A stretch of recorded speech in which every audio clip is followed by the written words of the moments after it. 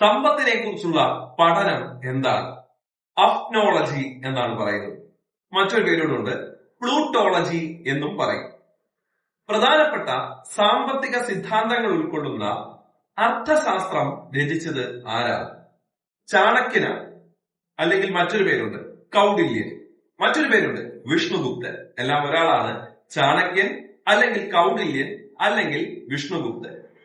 ആരാണ് ഇന്ത്യൻ സാമ്പത്തിക ശാസ്ത്രത്തിന്റെ പിതാവ്? ദാദാഭായ് നവറോജിയാണ്. ഒരു പോയിന്റ് മാത്രമല്ല, അദ്ദേഹത്തെ കുറിച്ച് ഇനിയുമുണ്ട്. ഇന്ത്യൻ സാമ്പത്തിക ശാസ്ത്രത്തിന്റെ പിതാവ്, ഇന്ത്യയുടെ ദേശീയ വരുമാനം ആദ്യമായി കണക്കാക്കിയ വ്യക്തിയാണ്. അതുപോലെ തന്നെ poverty and un British rule in India എന്ന കൃതി രചിച്ചയാളാണ്. അതുപോലെ തന്നെ വോയിസ് ഓഫ് ഇന്ത്യ എന്ന പത്രം അദ്ദേഹത്തിൻ്റെതാണ്. അദ്ദേഹത്തിന്റെ ഒരു വാരികയാണ് റാസ്ത് ഗോഫ്താർ എന്ന് പറയും.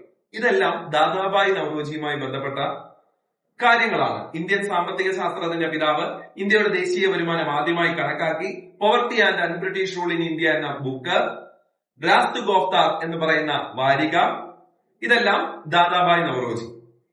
സാമ്പത്തിക ശാസ്ത്രത്തിന്റെ പിതാവ് എന്നാണ് ചോദ്യമെങ്കിൽ ആഡം സ്മിത്ത്. ആധുനിക സാമ്പത്തിക ശാസ്ത്രത്തിന്റെ പിതാവ് എന്നാണ് ചോദ്യമെങ്കിലും ആഡം സ്മിത്ത് തന്നെയാണ്. കൂടുതൽ വിവരങ്ങൾക്ക് സബ്സ്ക്രൈബ് ദ ചാനൽ.